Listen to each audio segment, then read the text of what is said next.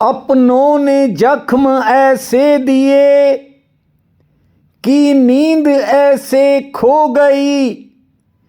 इंसान जागता रहा पूरी रात और बेचारी रात थक कर सो गई। मेरे प्रिय बंधुओं, देवियों व सज्जनों, इंसान को जितने दर्द अपनों से मिलते हैं उतने कभी परायों से नहीं मिलते। जानते हो, यही इंसान एक बड़ी गलती कर रहा होता है। वो अपनी समझ के अनुसार किसी को अपना मान लेता है, या यूं कहूं कि किसी का कोई दोस्त किसी का शत्रु बन जाता है। 5-7 दिन बीत गए, शायद 1 सप्ताह से ज़्यादा। एक व्यक्ति मुझे मिला, कहने लगा, मैं आपसे एक बात पूछना चाहता हूं। मैंने उससे कहा, 2 पूछ, 4 पूछ, अब मैं हूं ना तेरे पास, पूछ ले। कहने लगा, एक ही बात पूछनी है। मैंने कहा, बात तो बता। कहने लगा, मैं अपनी पत्नी से बड़ा परेशान हूं।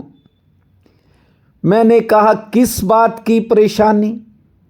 जब उससे पूछा तो कहने लगा कि मैं रात को लेट घर आता हूं और मुझे इस सर्दी के मौसम में बर्फ जैसी ठंडी रोटियां खिलाती है। यदि कुछ कहता हूं तो बात बात पर कलह करती है। जब गर्मी का मौसम होता है तो मैं एसी चलाता हूं तो वो कहती है, इसे बंद करो, मुझे ठंड लगती है। और सर्दी में हीटर चलाऊं तो उसे गर्मी लगती है। मैंने कहा, इसके अलावा उसने कहा कि थोड़ा मैं पी लेता हूं, इसलिए वो बार बार मुझसे नाराज रहती है। बंधुओं, जैसा दर्द हो वैसा मंजर होता है। बात को ध्यान से सुनना। जैसा दर्द हो वैसा मंजर होता है। मौसम तो इंसान के अंदर होता है। 3-4 दिन वृंदावन और बरसाना की यात्रा की। मैंने रात में देखा, बड़ी संख्या में लोग सड़क के किनारे कंबल इत्यादि ओढ़कर सोए पड़े हैं। अब जरा सोचो, क्या उन्हें ठंड नहीं लगती होगी? मैंने ये पंक्तियां आपको इसलिए सुनाई हैं कि जैसा दर्द हो वैसा मंजर होता है। मौसम तो इंसान के अंदर होता है। यहां लोग बेकार की बहस में उलझे हैं। उन्हें खुद ही नहीं पता कि वे क्या कर रहे हैं। अब उस व्यक्ति की बात मैंने बड़े गौर से सुनी, लेकिन उसे खुद ही नहीं पता कि वो क्या कर रहा है और क्या कह रहा है। अनगिनत पति पत्नियों से मिला हूं और सब कहते हैं, इनको समझाओ। अब जरा सोचो, भीतर समझाने वाला सिंहासन पर बैठा है, बार बार कहता है, रोकता है, समझाता है, पर कोई समझा है? जब भीतर बैठे परमात्मा की बात कोई सुनने को तैयार नहीं, तो फिर मेरी कैसे सुनेगा। मैं हमेशा लोगों से एक ही बात कहता हूं कि रात को सोकर आप सुबह उठते हो, इसको जागना नहीं कहते। ये जो रात नींद टूट जाती है, सुबह उठ गए और कहा कि जाग गए, इसको जागना नहीं कहते। जागने वाले कभी इसको जागना नहीं कहते। जागने वाले किसको जागना कहते हैं? जागे में फिर जागना, जागा कहिए सोए। बात को ठीक से समझ लो। भूमा सोता सकल जग, महासूत्र है, बात की तरफ ध्यान दीजिए। भूमा सोता सकल जग, जागत नाही कोय। जागे में फिर जागना, जागा कहिए सोए। ठीक से बात को समझ लो। इस जागने में भी कोई जाग जाए, ये नींद तो देह की टूटती है, जो आप सुबह उठ जाते हो।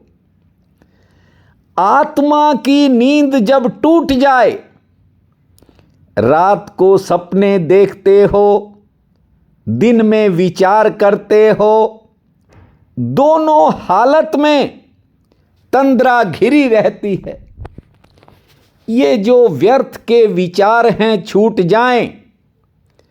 अगर विचारों का सिलसिला बंद हो जाए तो आप ये समझ लेना, निर्विचार चित्त ही जागने का अर्थ है। बात उसकी पत्नी की नहीं जिसने मुझे कई तरह की बातें सुनाई। कुछ बातें तो मैं अब वीडियो में आपको नहीं बता सकता। लोग पता नहीं कैसी कैसी बातों में उलझ कर रह गए हैं और बस लकीर के फकीर चले ही जा रहे हैं। कहाँ जा रहे हैं, क्यों जा रहे हैं, क्या कर रहे हैं? जो कर रहे हैं उससे कुछ हो रहा है या नहीं हो रहा है, इस बात की भी किसी को चिंता नहीं है। कारण होश ही नहीं है।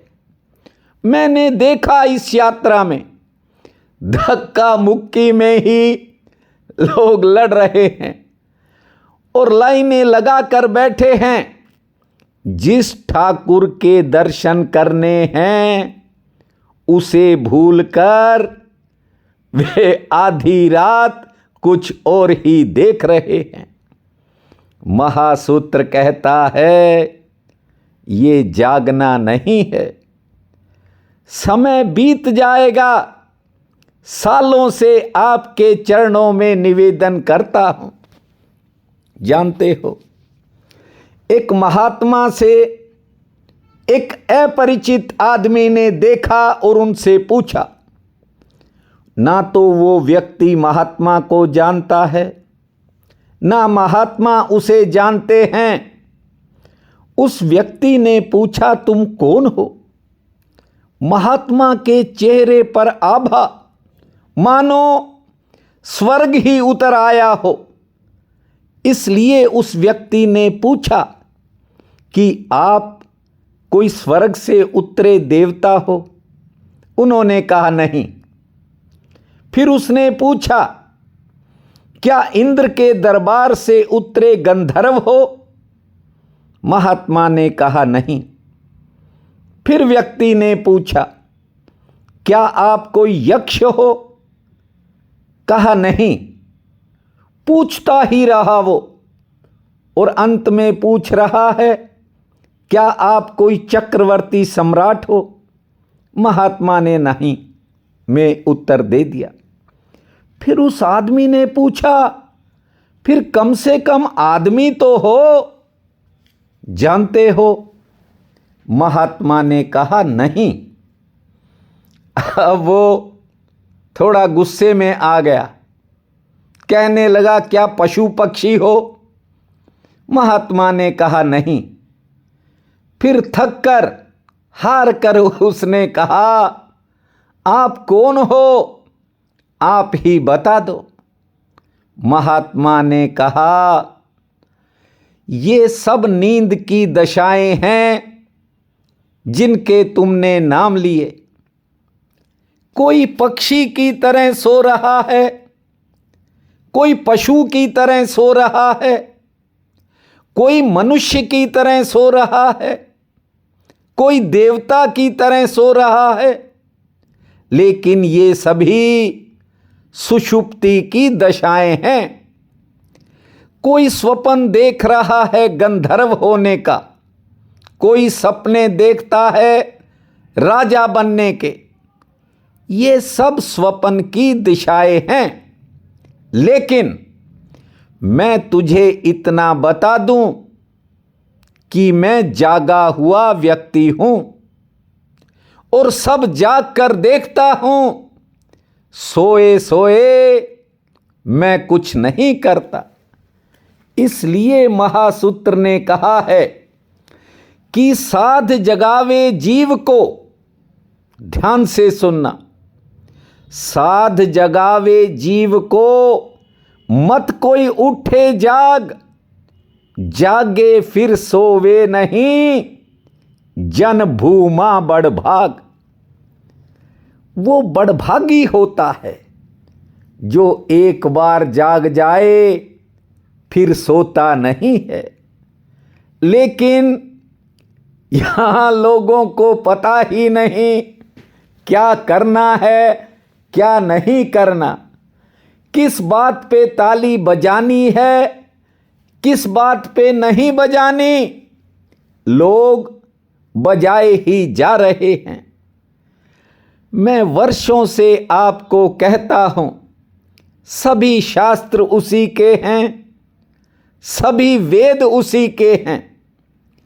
भाषाएं अलग हो सकती हैं और धर्म पंथ संप्रदाय ये अलग हो सकते हैं, लेकिन यदि हम इन्हीं के पीछे दौड़ते रहे तो आप अपने आप को यानी स्वयं को समझ नहीं पाओगे।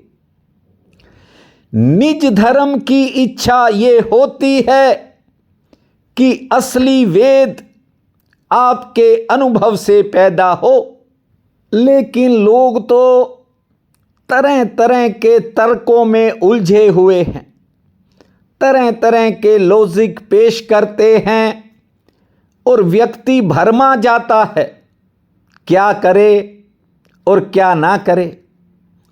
ऐसे वीडियो आते हैं एकादशी 14 को या 15 को, रामनवमी फलां तारीख को या फलां तारीख को, होली फलां तारीख को या फलां तारीख को। जरा सोचो सोशल मीडिया पर कितना भ्रम डाला जा रहा है। इसलिए आपसे कहता हूं, सब दिन उसके हैं, जाग कर देख लो। सत्य इतना बड़ा है कि सभी शब्दों को समा लेता है। सत्य इतना बड़ा है कि तमाम शास्त्र, सभी वेद पुराण उसके साथ संयुक्त हो जाते हैं, जुड़ जाते हैं, एक हो जाते हैं। महासूत्र कहता है, सत्य तो समुद्र जैसा होता है जिसमें सब नदियां गिर जाती हैं। गंगा हो, जमुना हो, कृष्णा हो, कावेरी हो, गोदावरी हो, नर्मदा हो, सब तमाम नदियां सागर में गिरती हैं। ऐसा नहीं है कि गंगा ही सागर में गिरती है, सिंधु भी वहीं गिर जाती है।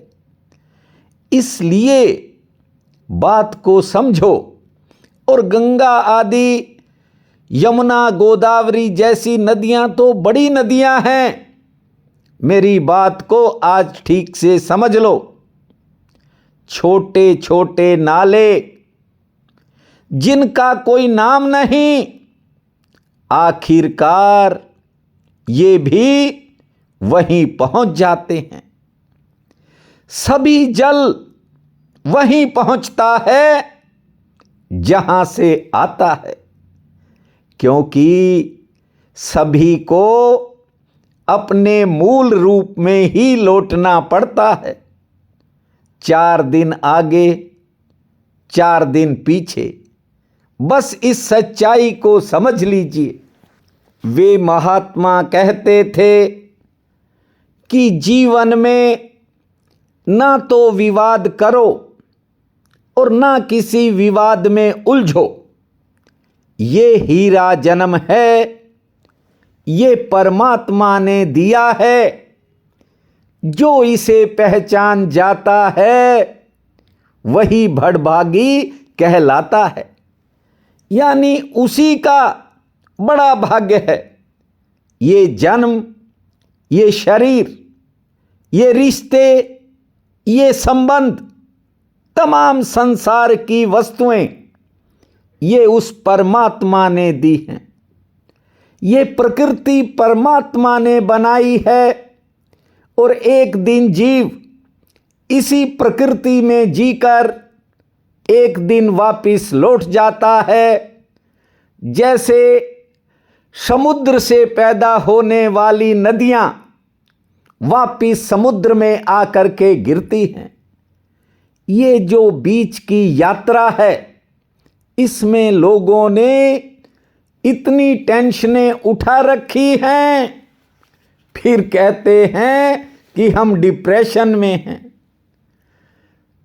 अपनों ने दर्द सौंप दिए और नींद ऐसे खो गई, वो जागता रहा पूरी रात, बेचारी रात थक कर सो गई। ये किसी एक व्यक्ति की बात नहीं है। वर्तमान ये जो भौतिक युग की आपाधापी है, इसमें लोग सोच रहे हैं कि विकास हो रहा है, जबकि सच्चाई ये है कि ये जितने विकास हैं ये विनाश के साधन बन रहे हैं। और जितना इंसान वर्तमान दौर में टूटता चला जा रहा है, ऐसा अतीत में पहले कभी नहीं हुआ। आपसे एक ही बात कहता हूं कि इन महासूत्रों के माध्यम से आप अपने आप तक पहुंच सकते हो और तभी तुम्हारा जीवन समृद्ध होगा, खुशहाल होगा। जब आपका वेद, जब तुम्हारा वेद तुम्हारे भीतर से ही पैदा होगा। आज माँ कृष्ण पक्ष की द्वादशी है, बहुत बड़ा पुण्य काल रहेगा। उठते ही धरती माँ को प्रणाम करना, 4 बार लंबी श्वास छोड़ना, 40 बार ताली बजाना, 4 मिनट शांत बैठने के बाद खुले आसमान को निहारना, केले के पौधे, सूर्य नारायण और माँ तुलसी को जल अर्पित करना, 4 फूल और 1 केले का फल आज भगवान नारायण के चरणों में अर्पित करना, 2 रोटी पुण्य में लगाना और संध्या के समय श्री हरि के चरणों में एक ज्योत जलाना। भूमा जय नारायण, भूमा हरि नारायण। इस महामंत्र को जपना, समय आपका मंगलमय रहेगा। प्रिय बंधुओं व मातृदेवी शक्तियों, आज 15 जनवरी दिन वीरवार है। आप सबको मेरा नमस्कार है। आप आज का राशिफल इस प्रकार है। मेष, कारोबारी सितारे दिन भर पक्ष में रहने के संकेत हैं, लाभ उत्तम होने की संभावना है। परिश्रम के अनुसार फल भी मिलेगा और कुछ कामों में नए खर्चे सामने आएंगे। सेहत आपकी ठीक रहेगी। वृषभ, आज कोई पुरानी लेन देन से जुड़ी बाधाओं में आपको राहत मिल सकती है, यानी कोई बाधा दूर होने के संकेत हैं। सेहत आपकी ठीक रहेगी। आज कोई नया संपर्क या संबंध भी जुड़ सकता है। अच्छा समाचार भी आ सकता है और किसी पुराने काम में सफलता का योग है। मिथुन, आज दिनचर्या में थोड़ी उतार चढ़ाव की स्थिति रहेगी। कारोबारियों के लिए भागदौड़ ज़्यादा होगी। नौकरी पेशा लोगों के काम आसानी से निपट जाएंगे। यात्रा हो सकती है और परिवार में थोड़ा वैचारिक मतभेद बन सकता है। संयम से काम लें। करेक्ट। कारोबारी परेशानी से आज कोई निजात मिल सकती है, लेकिन कोई नई मुश्किल सामने आने के भी संकेत हैं। नौकरी पेशा लोगों के लिए समय सामान्य रहेगा और किसी पुरानी मेहनत से फायदा मिल सकता है। सिंह, आज कार्यक्षेत्र में बेवजह किसी बात के कारण थोड़ा मन तनाव में रहेगा। किसी काम में देरी हो सकती है। हालांकि रोजगार से आमदन के लिए दिन ठीक है। सेहत भी ठीक रहेगी और सरकार से संबंधित कामों में सफलता का योग है। कन्या, कार्यक्षेत्र में काम का बोझ ज़्यादा रह सकता है। कोई पुरानी योजना सफलता की तरफ बढ़ेगी। आज सोच विचार कर आगे बढ़ें और क्रोध पर नियंत्रण रखें। थोड़ा समय बीच में उतार चढ़ाव पूर्ण रहेगा और दोपहर बाद समय में परिवर्तन के संकेत हैं। तुला, परिवार में किसी बात को लेकर वाद विवाद हो सकता है। बहस से आज बचें। संयम से काम लें। रोजगार से आमदन ठीक होगी। कोई नया संबंध जुड़ सकता है। सेहत संबंधी कुछ खर्च हो सकता है। वृश्चिक, आज धन संबंधी कामों में सफलता का कोई रास्ता खुलता हुआ दिखाई पड़ेगा आपको। संबंधियों से मिलन का योग है। लेन देन की परेशानी कुछ कम होगी। मेहमान आ सकते हैं। सेहत ठीक रहेगी और किसी पुरानी मेहनत से फायदा मिलेगा। धनो, कारोबारी सितारे पक्ष में रहेंगे। एक्स्ट्रा इनकम भी हो सकती है। घर परिवार के कामों में कुछ भागदौड़ ज़्यादा होगी। नौकरी पेशा लोगों के काम आसानी से निपट जाएंगे। संतान संबंधी कामों में सफलता मिलेगी। मकर, आज कुछ कामों में आपको इंतज़ार करना पड़ेगा। कुछ काम देरी से होंगे। आमदन ठीक होगी। सेहत पक्ष आज थोड़ा नरम है और किसी जरूरी काम में आपको सहयोग मिलेगा। कुंभ, आज किसी कारण कोई विशेष काम प्रभावित हो सकता है। दोपहर बाद समय बदलेगा। मंगल कार्य की योजना बन सकती है। सेहत आपकी ठीक रहेगी। किसी बिगड़े काम में सुधार का भी योग है। मीन, कारोबार में आज कोई विशेष अवसर मिल सकता है। यात्रा में थोड़ी सावधानी रखें। सेहत पक्ष मामूली नरम है। संतान संबंधी कामों में सफलता मिलेगी। मान सम्मान में बढ़ोतरी होगी और आज भविष्य को लेकर कोई नया प्रश्न आपके मन में उठ सकता है। आज का ये दिन आप सबके लिए अति शुभ फलदायी हो, यही मेरी कामना है। आप सबका बहुत बहुत धन्यवाद।